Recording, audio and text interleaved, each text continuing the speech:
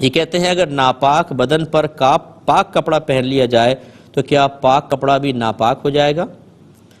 دیکھیں، ناپاک بدن سے مراد دو ہو سکتے ہیں۔ ایک یہ کہ اس پہ نجاست حکمیہ طاری ہو، یعنی ایسی نجاست جو آپ چھو نہیں سکتے، اس کی اسمیل نہیں ہوتی، نظر نہیں آتی، جیسے بے وضو پن یا حالت جنابت، یا کسی بہن کا حالت حیض و نفاس میں ہونا۔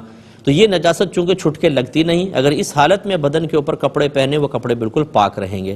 دوسری نجاست حقیقیہ ہوتی ہے، جس کو آپ دیکھ سکتے ہیں، جس کو چھو سکتے ہیں، جس کی اسمیل وغیرہ ہوتی ہے، جیسے بچے کا پیشاب، یا بچے دودھ نکال دیتے ہیں جو وہ دودھ کی الٹی کر دیتے ہیں، یہ ناپاک اور پیشاب کی طرح نجاست غلیظہ ہے۔ یہ اگر بدن پہ لگی تھی اور گیلی تھی، ابھی آپ نے اس پہ لباس پہن لیا اور اس سے لباس گیلا ہو گیا، تو لازم بات ہے کہ وہ ناپاک ہوگا۔ ہاں، اگر پیشاب بدن پہ لگا تھا، خشک ہو گیا، اسمیل بھی ختم ہو گئی، وہ جگہ ناپاک رہے گی۔ لیکن آپ نے کپڑے پہن لیے اور کپڑے کے اندر اس پیشاب کی اسمیل وغیرہ نہیں آئی، کوئی اثرات وغیرہ نہیں آئے، تو اب یہ کپڑے پاک رہیں گے کیونکہ نجاست کا اثر ظاہر نہیں ہو رہا۔